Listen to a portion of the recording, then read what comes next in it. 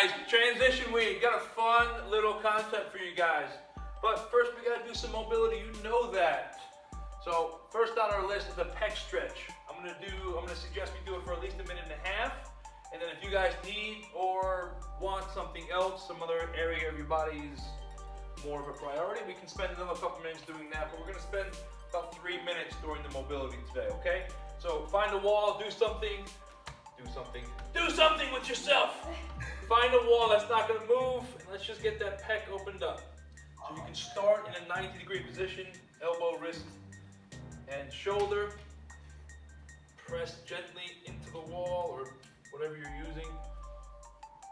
And then don't be afraid to play around with that angle. You can straighten your arm up, and then turn your head and shoulder in a kind of opposite direction. There's really no, I shouldn't say there's no wrong way, but there is more angles you can put that shoulder in to get it to stretch. So feel around, find the funk, as I say. Warm up today, guys, easy, 8 minutes. As many rounds as possible, but again, it's deload week, it is transition week. We're not gonna go too crazy. It's push-ups and Supermans. Simple stuff, but I always like to go through it anyway. Perfect push-up, squeeze your glutes, keep that trunk nice and tight, keep your head pulled back, chin back, and keep that good, solid plank position. Simple stuff. Go down to your knees if you can't keep that core nice and tight. Next on our list is Superman or a prone snow angel. So we're gonna lift up, squeeze the glutes, squeeze your shoulders, and then all the way back down. Reach and touch your toes, get every part of that back fired up, and then come back down. All right, really simple stuff. Take your time with it, go through full range of motion. And we're doing 12 of those. That's it. Questions, comments? Let's rock and roll. There you go. That was a good one. That was a good one. I'm working on my clap. That's a little bit more bassy. That's a little bit more snappy, right? All right, guys. Work period. Fun stuff. Coach Alex called it speed dating. Speed exercise dating. So it's going to be every 4 minutes on the minute. You're basically going to be doing 2 exercises. Exercise A is going to be your staple. That's like your speed dater. A plus B is going to be round 1. As soon as you're done with that, you rest and wait for the beat to go off, and your next 4-minute block is going to be A and C.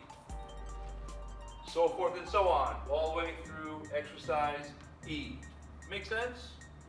Right? Cool stuff. Every 4 minutes on the minute, you're doing a total of 4 supersets. First on your list is a Pike to cobra. In Pilates, Johnny T calls it an elephant roll. Those of you who took Pilates, that was so fun on Saturday, by the way. Yeah, that's going to be my Saturday jam. All right, guys, here. Roll forward to a front support plank.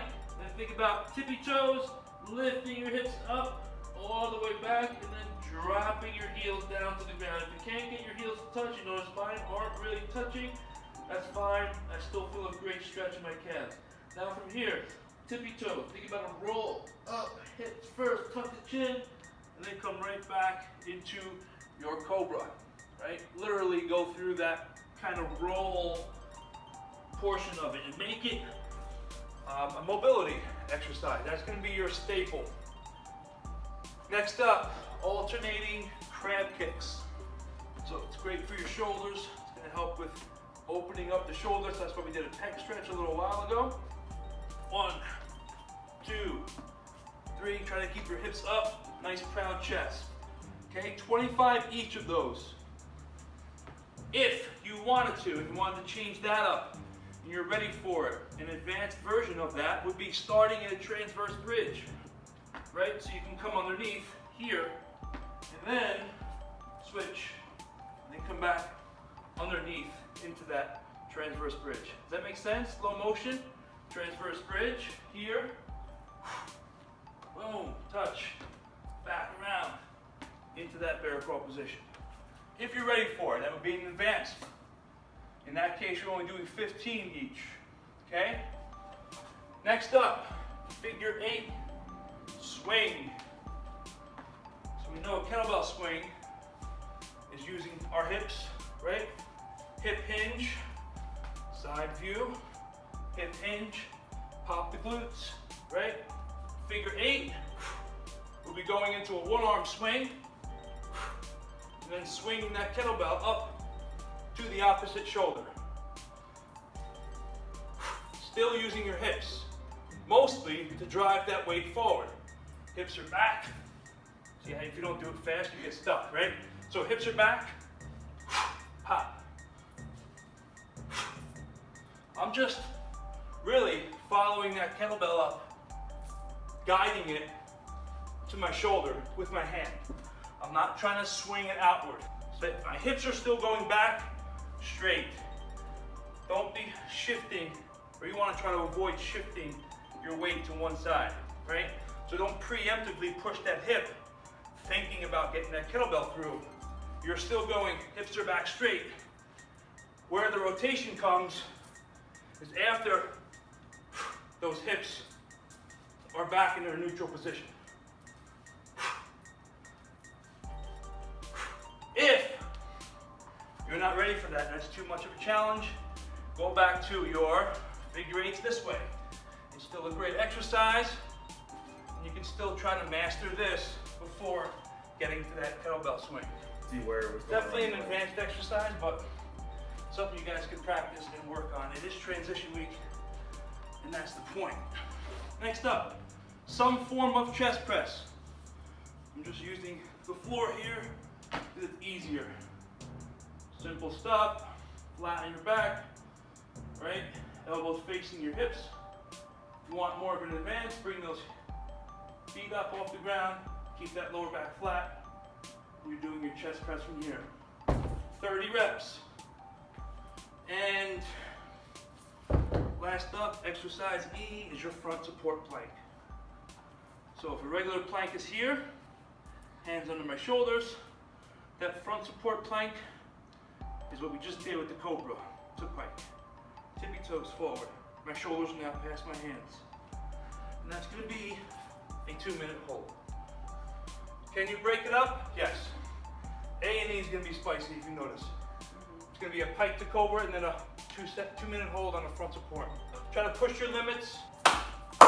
You go, I go. 12-minute, as many rounds as possible.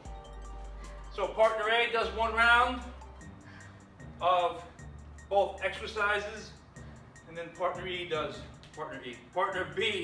a round of both exercises. Make sense? A couple different ways that you guys can do it. You guys can do it home versus away. You guys work while you guys rest at home, and vice versa. Or you can just do it, you go, and then you go at your house. However you want to do it. I kind of like the here versus there. As long as we don't have any glitchy in the modem situation, you guys are be good on a good pace. Here's how it's going down. Kettlebell American swings. I put an asterisk next to the American because a regular kettlebell swing is a great exercise, right? But if you're ready for it, you want to pull from your upper back. And if you don't have the strength to hold that kettlebell bottoms up for a good 15, 20, 30 seconds, either your kettlebell is too heavy or you're not ready for the American swing. But really, pulling from your back. See, my elbows are bending, and I'm keeping that kettlebell close to my body, pulling upper back. It's not this. It's not this. Close, and then punch. If not, a regular kettlebell swing is a great exercise to do, all in itself. You don't need to do the American swing.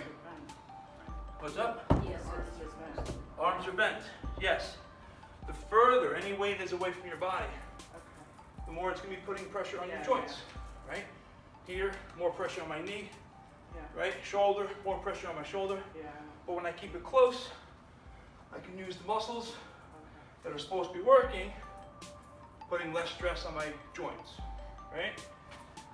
Next up, feet support plank. You can probably use the same dumbbells you used for your chest press. Old school calisthenics. Okay, we're doing 12 reps. should be able to knock out a round in about 45 seconds to 50 seconds. So it's basically going to be a minute of work, a minute of rest for 12 minutes. Go for it. Off to the races.